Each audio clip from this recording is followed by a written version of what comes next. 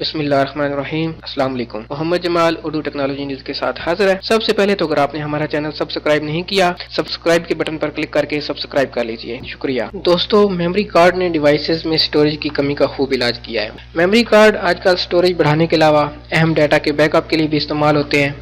Memory card को बराह रास्त computer से फॉर्मेट करना इसकी जिंदगी और कारकर्दगी दोनों पर असरअंदाज होता है।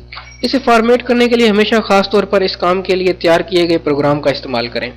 हर कार्ड में मखसूस और ख़ास हिस्सा होता है जो एसडी कार्ड की सिक्योरिटी के लिए होता है। जब हम फ़ोन या कंप्यूटर से कार्ड फॉर्मेट करते हैं तो ये हिस्सा भी फॉर्मेट हो जाता है। आपने यकीनन देखा होगा कि यूएसबी फ्लैश की जितनी स्पेस होती है वो आपको पूरी नहीं मिलती।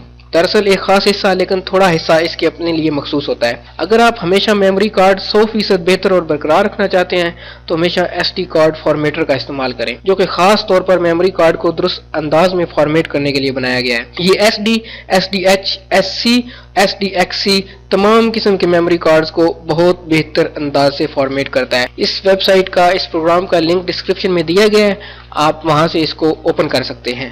जब आप लिंक को ओपन करेंगे तो आपके सामने ये वेबसाइट खुल जाएगी sdcard.org। एसडी एसोसिएशन की ये वेबसाइट है। यहाँ से आपने डाउनलोड्स के मेन्यू पे क्लिक करनी है।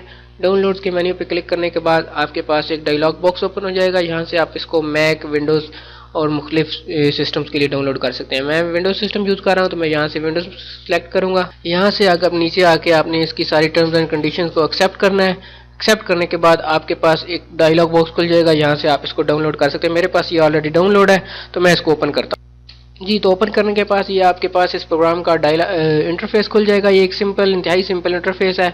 यहाँ से आपने अपने कार्ड को लोड कर लेना है। आपने सेलेक्ट कर लेना है जो कार्ड आप फॉर्मेट करना चाहते हैं। यहाँ से सिलेक्शन के बाद उसको रिफ्रेश करके आपको मज़ीद रिफ्रेश करके और भी देख सकते हैं अगर आपके पास एक से ज़्यादा कार्ड लगाए हुए हैं।